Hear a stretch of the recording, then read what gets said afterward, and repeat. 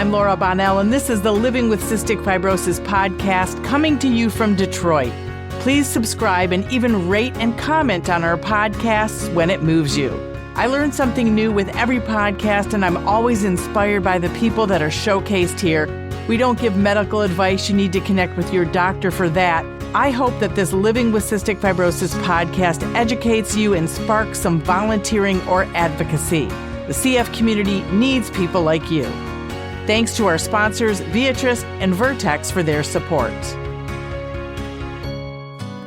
I'm excited about every podcast, but I am looking forward to this one as well because it features my brother and my nephew. It also features Rick Lofgren, who is president of the Children's Organ Transplant Association. He's been with them for more than 2 decades, and COTA is the acronym and how we will refer to it in this podcast, and it's a nonprofit that helps transplant families, as their name suggests. He helps raise millions of dollars each year to support families with the cost for transplantation. In addition to all he does, Rick is married with kids of his own. And for the first time on this podcast, my brother Noah and my nephew Colton will be talking with me. And this is actually how I learned about Rick from my brother. My nephews Colton and Caden had a rare disease called CGD. CGD is passed down through the mother only to sons, not daughters. And it causes frequent and life-threatening infections because their immune system can't fight off certain harmful bacteria and fungi. The great news is that there is a cure, and both my nephews were cured. My brother Noah works for Abbott Laboratories as a district manager across several states and has 3 kids and a stepson with his wife, Lisa.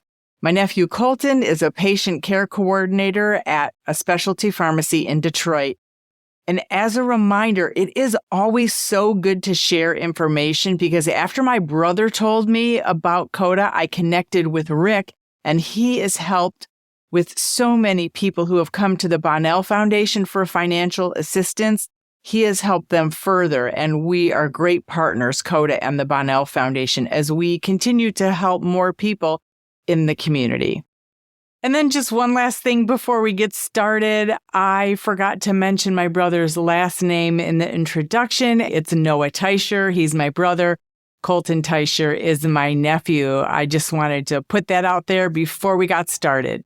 All right. Well, welcome to everyone. It's so great to have everybody here on this podcast. Rick, you're returning. And as I said, this is the first podcast with Noah and Colton, and I'm so excited. We're going to start off with Rick, who, I'm so glad, Rick, that Noah introduced me to you and told me about COTA. And before we get to Noah and Colton, please help our listeners understand, everything about COTA, the basics of COTA. Absolutely. Well, thank you, Laura. It's great to be back again and get a chance to talk to your listeners. The Children's Organ Transplant Association, or COTA, was founded in Bloomington, Indiana in 1987. A little boy here in our community needed a liver transplant, and his parents learned that they did not have insurance coverage to cover the cost of his transplant. And they just told everyone in their family and their friend group and their church, and they discovered that there were a lot of people that said, what can we do to help? And that group of people raised over $100,000 in 2 months' time to help that little boy become listed for a liver transplant. Fast forward several years, the organization went from being an all-volunteer group to full-time paid staff. And we have helped over the past 38 years, more than 4,500 families across the country. And I think your family is a great example of how we help.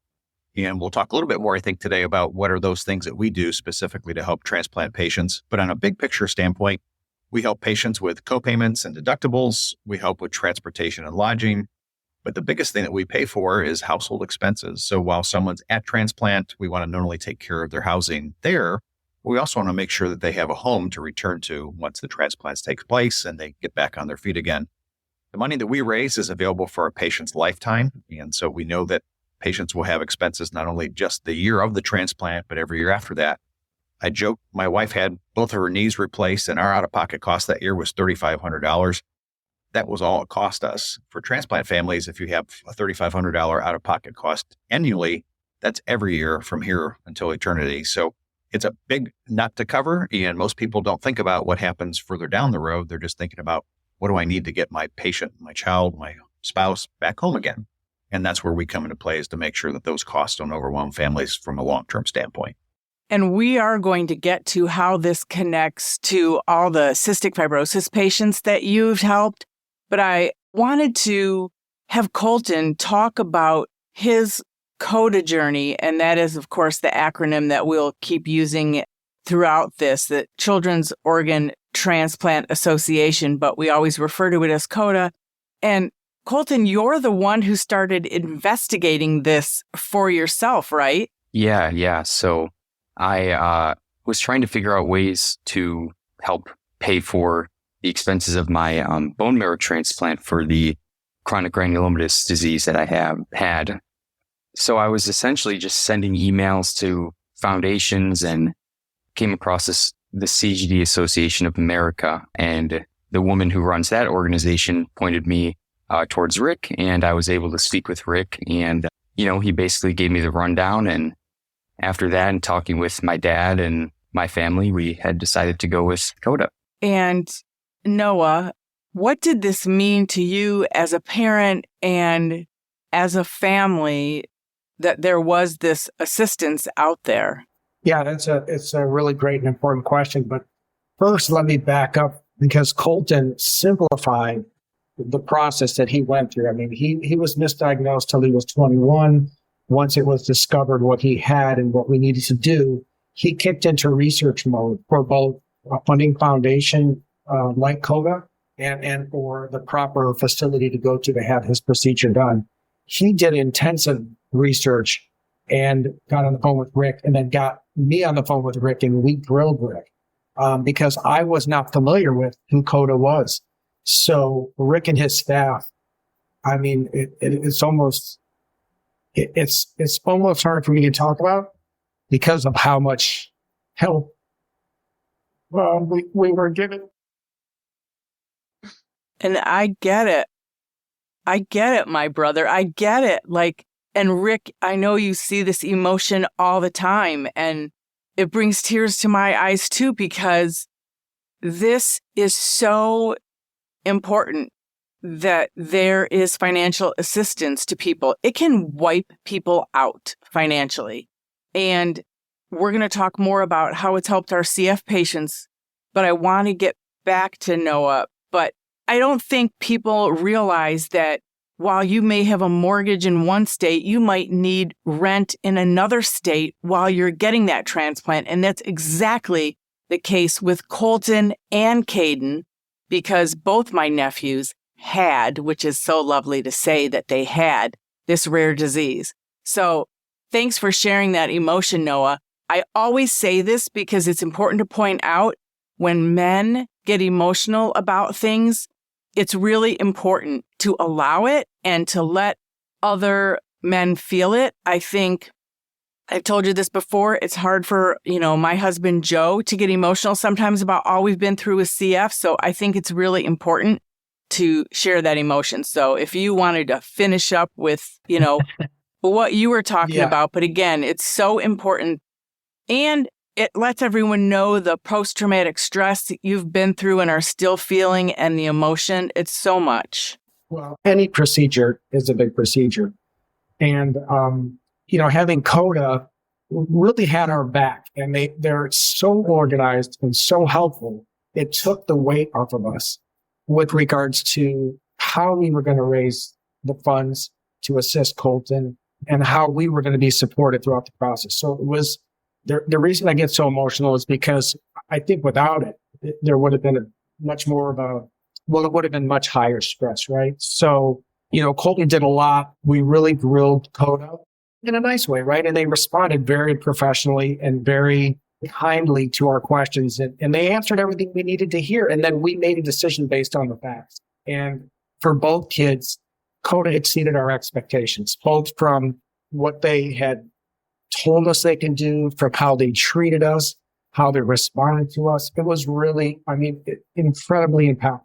I want to get to Colton's journey, before and after transplant. But first, I wanted to ask Rick, while we're on this emotional topic, like this is something I think all the people that you help go through, right, Rick? I think once we started sending cystic fibrosis patients to you, you know the burden of, they're not only thinking about, in Noah's kids, my nephew's case, it's a transplant that cures them of their disease. And in cystic fibrosis, it's maybe a lung transplant. That lung transplant doesn't cure them, but you're thinking about life-changing and surgery or transplant, and then you have to think about money and how are we going to afford this? So how can you, Rick, elaborate just on the emotion and what you see all the time around the country? I think what Noah and Colton have conveyed is really important. It is a lot of research up front to figure out what is it that our family needs.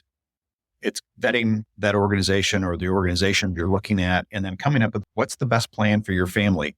I think about all the families that I talk to and the turmoil if they're going through, feeling like they're a sponge with way too much information and too much water poured over them that you just can't retain it all. And to be able to talk to someone, ask questions, we always try to connect our families with people that have already worked with us so they can talk to someone that's already been down that road that you're going on.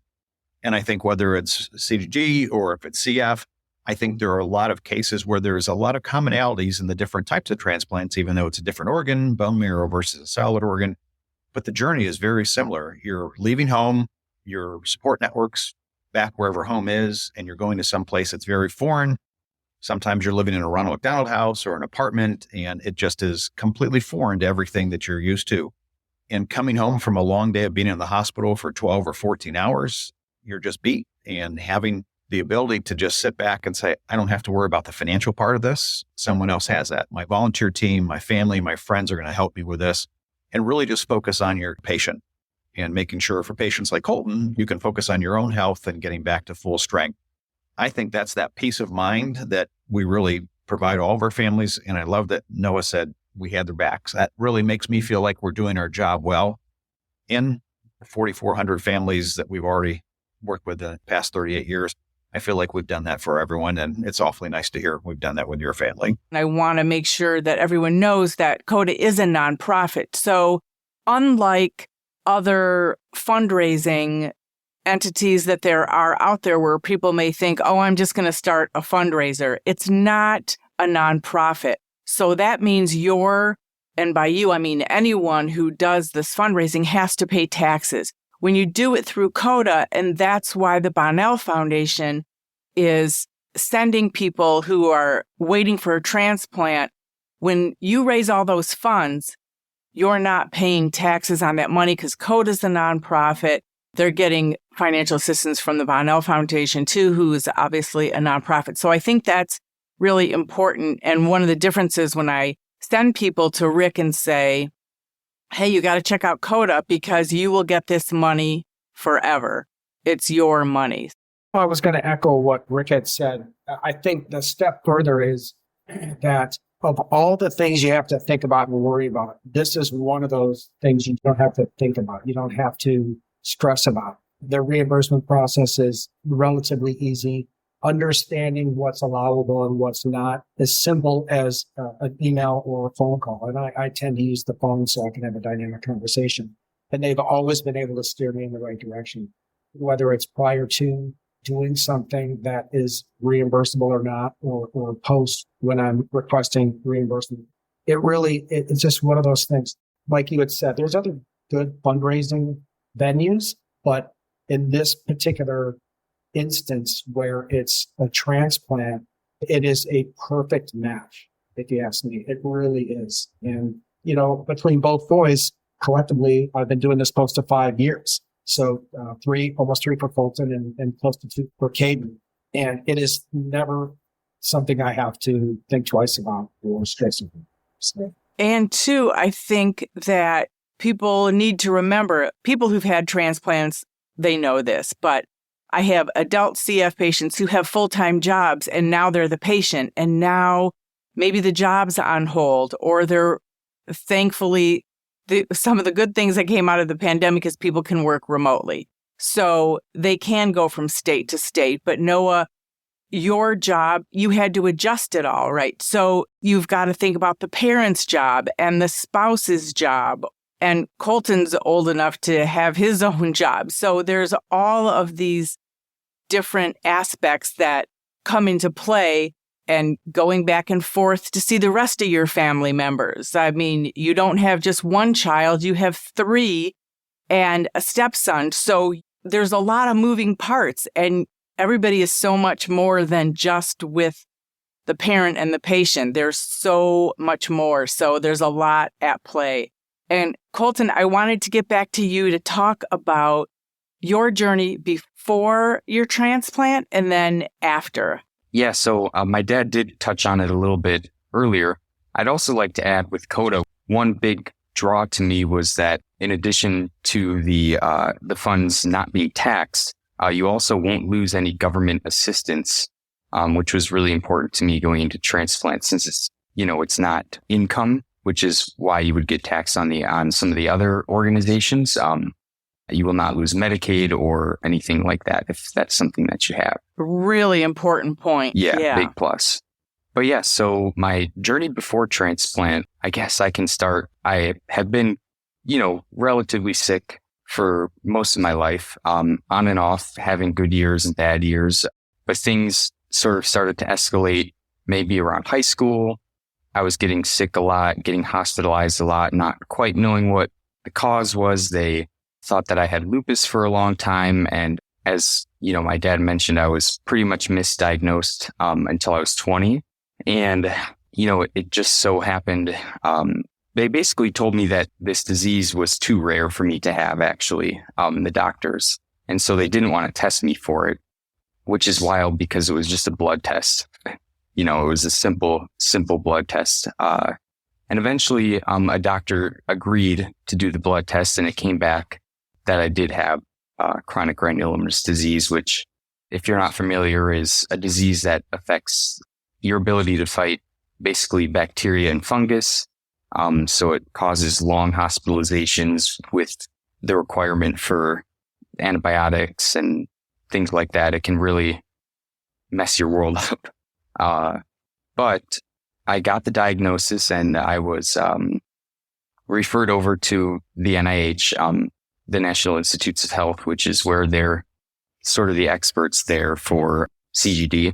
And I did go to a few other hospitals as well, just to see my options. But I ended up going with the NIH. And, along with COTA, they're also one of the greatest organizations I've ever worked with. So if you ever have the opportunity to get onto a trial there, you should definitely consider that. And did you want me to talk about during and after transplant as well? Yeah. I mean, we saw the transition, and mentally, what did that do to you? I mean, you are cured. Like I say to you all the time, you are cured. I mean, people with, like I said to you before, people with cancer, they might be in remission, but they're never cured. You are cured. Yeah. It is so huge that it's almost unbelievable, right? It's so much to even say that you and Caden are cured. It's fantastic. So tell me what that did to your mental health before, because I just want everyone to know, and I saw it more with Caden, or maybe it's in my memory, and I know it was an interruption for you as well, but I remember Caden always having to go to U of M because there was some situation where it's just an interruption of your life. So just if you can talk about, how everything, whether, it's COTA, the NIH, and getting cured, how you went from before and after. Yeah, well, I mean, I had to drop out of college because of this disease. I got so sick, I was living 2.5 hours away from home, and I there were points where I was not able to get out of bed, and I remember multiple times my dad having to come pick me up from Kalamazoo and drive me to Ann Arbor. One time I was working at a summer camp up in the Upper Peninsula of Michigan, and I had some issues with my lungs, and they didn't know what was going on. They did a scan. They couldn't really tell what was going on, but I had to I had to be airlifted from Munising to Ann Arbor. And basically I was like, no, that's not really necessary. I don't need all that. I can just drive there. And this is pretty remote area. So they didn't have an actual doctor there, but the nurse practitioner told me, he said, if you drive, I don't know if you'll make it. Those are the exact words he said to me. So I was like, all right, airplane it is. So yeah, that was an interesting experience. But, obviously going into transplant itself, it's typically a 4-month experience. And I had to move to Maryland. So obviously everything else in your life is done until that's over. So it's a huge interruption. And even so, once you leave the hospital, once you come home from Maryland, it's still an interruption because you're immune compromised and you just have all these restrictions and you have to get vaccinated for everything. And so you just have to be careful. And that's the full healing process is 2 years. So, it is really a big interruption, but now I still have appointments, but it's quite different than it was. You're almost waiting for something to happen, but it's not going to. Yeah. And I do remember that. And I think one thing, and your dad will bring this up too, is you went through this during the pandemic. Right. We had to be very careful around you, and you couldn't see some of us for periods of time because you lost all your vaccinations. And then your younger brother, Caden, is watching this knowing that's his future. That's what he has to go through. And, your dad is watching this knowing he's going to have to travel again to the NIH and stay away from family again. So it is a lot. And you've just told us such a small amount due to time and length of a podcast, but it was so much. But this is just a small kind of view into it. Did you want to add anything, Noah? Yeah, again, I think I appreciate Colton's explanation. I think he understates it pretty profoundly. Mm-hmm. But he is right. It's a disruption. And as a parent, of course, without hesitation, I obviously made the choice to move out there with him for the 4 months, as I did with his brother about a year later. So yeah, it's a necessary evil, right? You need to do it. It becomes quite a benefit. And as you look at Colton and Caden, of course, you see the result of the effort, and it's obviously it's all. It is so moving. I mean, Rick, like you and I see wonderful stories and talk to so many people almost every day, probably. It's so wonderful to hear this. And I think with all they're going through, like, we know so well. I think of a cystic fibrosis mom in particular who had 2 young boys. Her husband had to stay with the boys for a little bit. Then her in-laws stayed with the kids while she went and had her transplant. There's so much. There's so many moving parts to this. It's great that, that you can help out. What do you see, like with Colton and Caden's place to some of the people or many of the people you've helped with CF as well? Well, I think one of the key factors that we've talked about before is working with people that have been through this in the past. And I think that's where what you do at the Bunnell Foundation makes a huge impact on CF patients. I think a lot of times parents are wondering, where do I go next? What do I do? How do I deal with all these changes that Noah was just talking about? And then trying to figure out, how do I come out on the other side of the transplant with my life intact and not have to start over literally from scratch? And I think that's where the resources that you provide are just incredible to help families get through that. I think one of the other things that you've done a fantastic job, and we try to do the same at COTA, is to connect those families with someone else that's going through that. Just earlier this week, I talked to a mom whose daughter's waiting for a liver transplant. And I connected her with another family that was not too far from them in Florida. And their daughter had already received her liver transplant for the same diagnosis. And having those 2 moms talk, within 24 hours, I had texts from both of them saying that that's what I absolutely had to do. The mom that needed information got what she needed. And the mom that had already been through the transplant was able to feel like she had paid it forward and help someone else. And I think that's where having those resources for parents and for patients really are just invaluable. And there's no way to put a price tag on something that you get where it gives you some peace of mind. And I think that's one of those details that sometimes get lost in all the other things. There's too many other things that come, like that sponge analogy. You just can't keep everything. But knowing that you have a resource to go to, like the foundation and the families that you're connecting with, COTA, I think we have the ability to help those families navigate that journey, which is just tremendous. And I think when I talked to Colton shortly after his transplant, when he was hiking through Europe, I thought this is exactly what we want every one of our patients to do, and to have that life that they missed out on earlier. And to be able to see and hear him talk about that, I think, Colton, you were in Italy at the time. It just was amazing to me that he went from as sick as he was at age 20 to being out on the road. Just remarkable. But that all happened because of the connectivity that happened because of other organizations and other parents that helped step forward. That may be why my phone bill was so big. That's funny.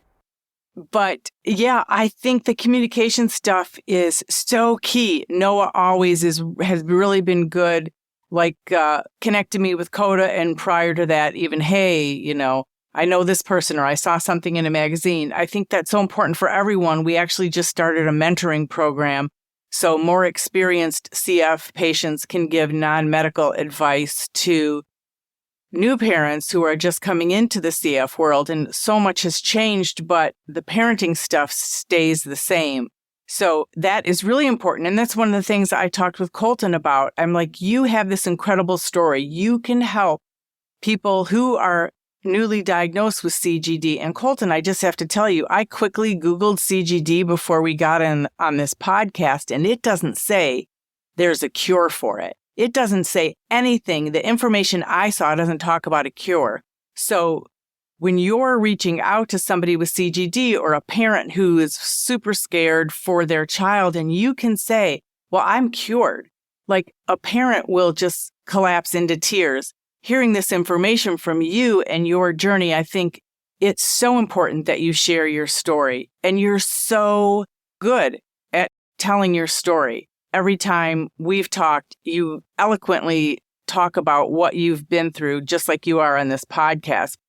It's so important. Have you been talking to some other families and patients, Colton, to kind of try and help them?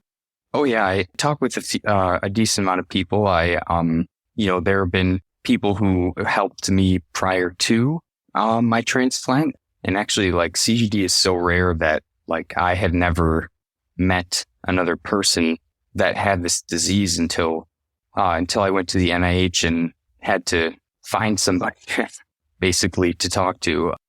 Anyway, so, this guy had helped me. He basically was leaving his bone marrow transplant, going home pretty much the day that I arrived to get my transplant. So I was, he was able to help me in that way.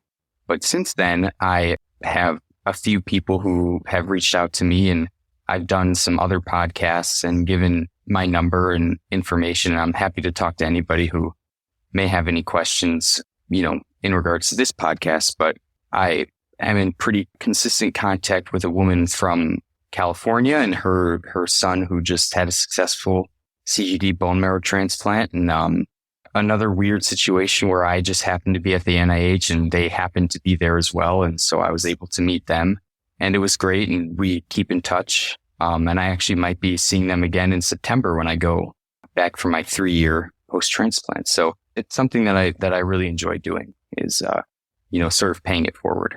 And that is wonderful. And just to remind everyone, there are about 7,000 rare diseases. And of those rare diseases, as you heard from Colton, the average diagnosis is 7 years, but in Colton's case, it was 20 plus. So it's really important that everybody in the rare disease community stays in touch, because every rare disease has something to share. I always point out work done on cystic fibrosis helped find a cure for sickle cell. So everything intertwines, and it's really good that people share things and communicate. And also in our show notes will be contact information if you want to get in touch with Colton. The other thing I wanted to also share, and we don't have to get into it deeply, but I believe your grandfather might not have been diagnosed because he was not aware that he may have had CGD and died very young. So look at you now. What is that? 2 generations ahead, and you have a cure. Like, you must think about that, from time to time as well. Yeah. It's a crazy story. This was in the early 90s and I wasn't around, but he was diagnosed with leukemia, in his early to mid 40s. And according to people who were around during that time, and the symptoms that they describe, it seems like he may have had CGD and they didn't know. Leukemia, I mean, if I'm not mistaken, Dad, they thought I had leukemia as a young child, right? Yes. So, these things can be misdiagnosed. So yeah, I do think about that often. And he died from complications due to his bone marrow transplant, I believe. So, especially having gone through a transplant and knowing that before going in, it's definitely nerve-wracking. And you never met him? No, I never met him. Because this happened before you were born, right? Yeah. Laura, can I back up a little bit? Sure, yeah. We were talking about the support system, and I think it's a really, really, really important factor in the journey. And as Colton volunteers himself, I certainly do as well. But, kudos to you and to Rick. We've talked a lot about COTA. I think the Von L Foundation is a fantastic foundation as well. You're my sister, of course I'm going to say that, but it truly is. And from familial support, you came out and gave me a week respite. You came out to Maryland. I got to come home to see my wife and the kids here. So, support is support, right? And to tie this back into the podcast, COTA was one of our support systems, as were you as my sister and family, and as our friends and other relatives. It's needed and necessary. Well, thanks for pointing the support part out, because I also have to say that I got so much from that week with Colton. I mean, I learned more of what he was going through. I learned so much, not only about the disease, but how everything works. I mean, I just think we all get so much from supporting each other. I know this podcast is really a love fest, but it is the truth. All the support you're hearing from everybody and all the oh my gosh, you're great and you're great. It is the truth. It's such an overwhelming feeling, right? Of love and caring. I mean, Rick, we've never met in person, but we've talked, via email and over the phone. And there is such a love and respect between us. I just think it's so important that rare communities and CF communities and families and everything stick together. It's just so important to always pass on information and share. And I know you agree, Rick, because that's what we do. And that's why we keep growing. I do wholeheartedly agree. And I have to tell you, Laura, I was thinking about, as Colton was talking about some of the things that he's done to help other CGD patients. I remember a podcast that you did with a patient that you referred to us that had a great fundraising campaign at COTA, Jen Weber. And that's exactly what Jen's doing. Jen has CF, has had 3 lung transplants. Her last one was about a year ago, and she ran a distance race in the transplant game. And I'm just amazed. People follow her and ask her information, and she is free with her time. She works for volunteers for Donate Life Indiana, and does that same thing to help other families. But it is exactly what Colton's doing and talking about. How do you pass that information along to someone? And I think it's one of those things that as caregivers that both you and Noah have done for many years, it's nice to talk to someone that has already been there, and you can share your information and get information from them. And I think sometimes we have and this is definitely a male thing, of trying to solve a problem when you just need to listen.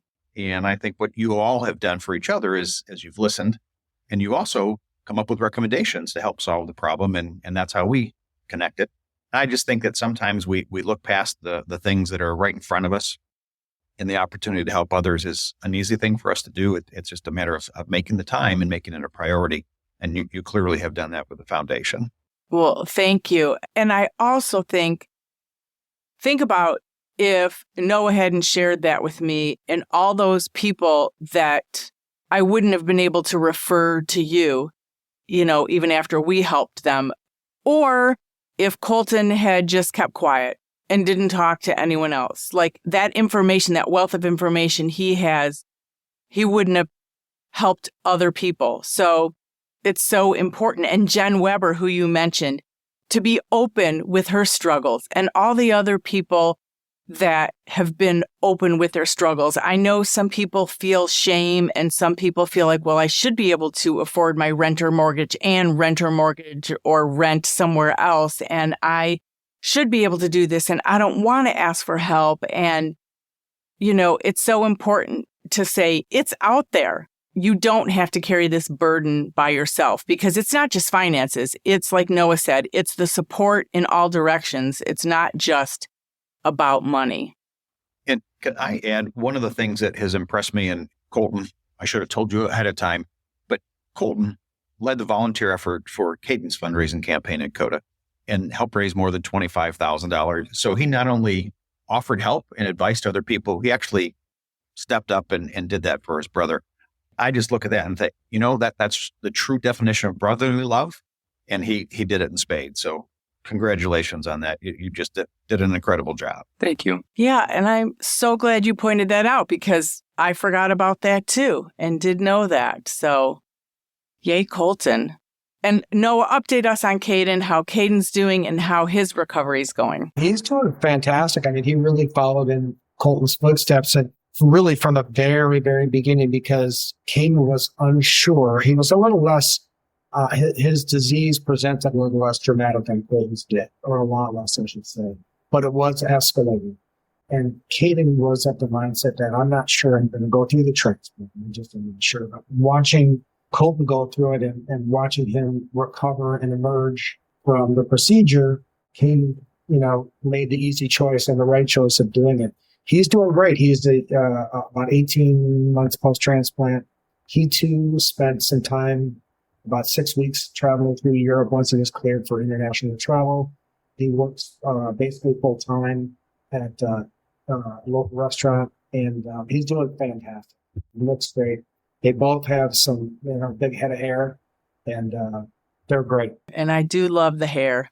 Colton, you have great hair. Thank you. So does Caden. But yeah. As we wrap this up, just final thoughts or something maybe that was important to discuss that we didn't talk about, Rick? I want to encourage your listeners to reach out to us. Our website is COTA, that's COTA.org. And there's a wealth of information there. If you have questions and want to talk to someone first, contact Laura at the Bunnell Foundation. We've worked together for a number of years, and I know we refer patients back and forth, so we know that there's a lot of help there. But please reach out and ask questions. We'll try to connect you with another family if you'd like to have those opportunities to talk to other people that have been there and done that. And Jen's a perfect example of someone that has. And I do want to point out that I think both Colton and Caden have taken the hair that Noah and I once had, and that's what's going on here. You guys are still doing pretty good with your hair, but yes, absolutely. All the contact information is in our show notes too, so people can go there as well. And then Colton and then Noah, and then we'll wrap it up. Like Rick said, asking all the questions, you need to have all the information in order to make an informed decision. Like I said earlier, feel free to reach out to me if you have any questions. Yeah, that's about it. Thank you. For me, the theme is support, support, support. And it may be difficult at times, but stay positive. Honestly, that positivity and that future outlook is different for everybody, right? But it's certainly better than the alternative. So just be supportive and seek support. And as Colton and Rick and my lovely sister have offered, right, I'm available as well. If a parent wants to talk with me about the journey in general or specifics. Well, thanks to all of you. And we've been trying to do this for a while. So finally, everybody's schedule's aligned, which is wonderful. I'm really proud of my nephews. It's quite a miracle. And of course, proud of you, Noah. That's a lot. Having 2 boys who have CGD and your daughter, Carson, who is a carrier but cannot get CGD because it is genetically to boys. But it's a lot. And I know you have a lot of PTSD, and I know you can finally start to breathe now and life is getting back to normal. It's a lot. And we have to give a shout out to Mom, who's 86, who would want to be mentioned in this podcast. Lois, we know you gave your support as well to the boys. She did.